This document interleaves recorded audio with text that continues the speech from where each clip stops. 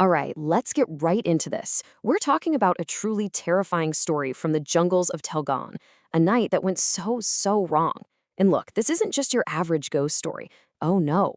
This is a desperate fight for survival against something, well, something supernatural that's fueled by pure vengeance.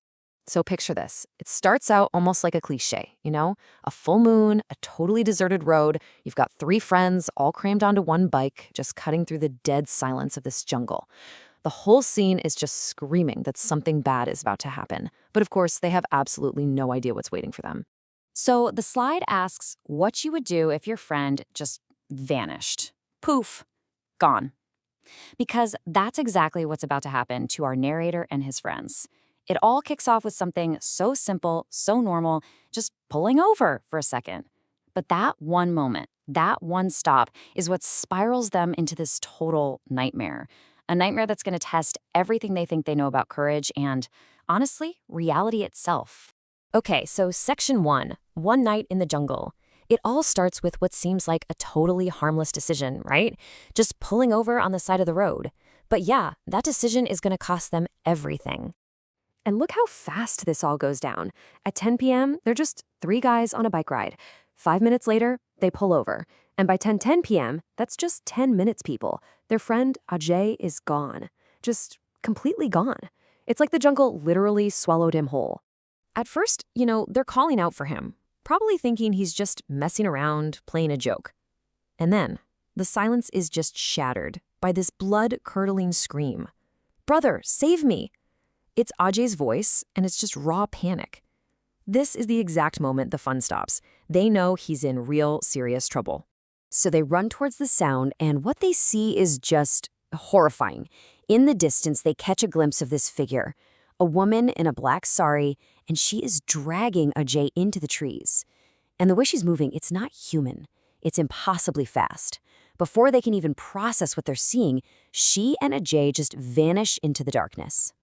All right, now we're moving into the next part, section 2, the headless woman's terror. And trust me, if you thought an abduction was bad, we're now shifting into pure supernatural horror. So against every single instinct they must have had, they follow the trail, the drag marks, and the blood. And it doesn't lead them to some camp or a criminal's hideout. No, it leads them here, to this decaying, two-story wooden mansion that looks like it's been rotting away in the middle of the jungle for 100 years. And those screams, they're coming from inside. The narrator, he's still thinking he can save his friend, right? So he just barrels up to the second floor. And the scene that's waiting for him, it is the stuff of actual nightmares. It's Ajeeb's body hanging upside down from the ceiling, but his head is gone. But then, how is this possible? They hear Ajeeb's voice again. It's weak, it's desperate, coming from a dark room just nearby. "Brother, save me." But how?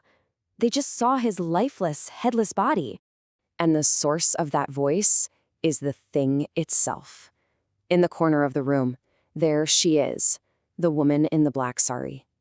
She turns to face them, and they see she has no head, and she's holding Ajeeb's severed head in her hands. It's his head that's talking to them, begging them for help.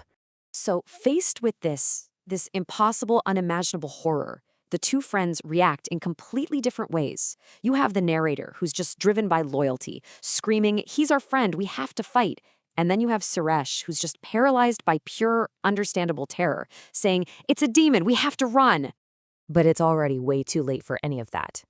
The spirit shows them just how powerful it is in the most gruesome way you can imagine. It hypnotizes Suresh. He just turns on himself. In this trance, he picks up a knife, and as the narrator is forced to watch in absolute horror, he cuts off his own head. And that brings us to section 3, a bargain with death. The narrator is now completely, utterly alone.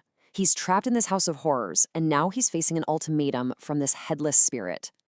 And this is the deal. This is the central conflict of the rest of the story. The spirit, which is now somehow wearing Ajeeb's head, gives the narrator a choice that isn't really a choice at all. Find and bring me my head, or I will take yours. So this isn't just a haunting anymore. It's a life or death mission. Which brings us to our next section, the murder mystery. To have any chance of surviving this, the narrator has to stop being a victim and become a detective. He has to piece together the clues of a murder that happened decades ago. So the spirit actually tells him what happened. She reveals this whole tragedy that created her. She tells him about the 3 men who murdered her and her husband, how they decapitated her and buried her body right there on the property. This backstory is what gives him the first crucial clues he needs to solve the mystery of where her head is. But just knowing the story isn't enough to actually find the head. The real key, the narrator figures out, is hidden in one tiny, seemingly random detail she overheard right as she was dying. Her murderers were talking about frying and eating fish. Now, how could that possibly help? And this is where the narrator's mind just kicks into overdrive under all this pressure. He connects that one clue, frying fish, to a fact from her story. Her husband had only caught 1 single fish. Now, 1 fish is not going to be enough for 3 hungry guys, right? So where would they go to get more? The nearby pond. And if you're at a pond and you need to get rid of a severed head, what's the easiest thing to do? You throw it in the water. Okay, section 5, the spirit's liberation. He's got a solid theory now. So the narrator starts the final and probably most grisly part of his task. His entire life now depends on what he finds in that murky pond. And you know what? His deduction was spot on. After 2 horrible, long hours of feeling around in the muddy bottom of that pond in the pitch dark, his hands close around a human skull. He's found it, the final piece of this horrific puzzle. He takes the skull back to the mansion, he digs up the spirit's bones from under that banyan tree she told him about, and he performs the final rites, cremating all her remains together. By keeping his terrifying promise, he finally brings peace to her tormented soul. And as she vanishes, he's finally free to go. But that leaves us with this final, chilling question. The narrator survived the night. He got out of the jungle.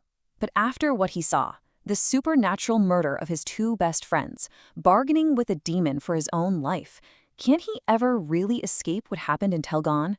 The spirit might have found her liberation, but you have to wonder if he is now the one who is truly permanently haunted.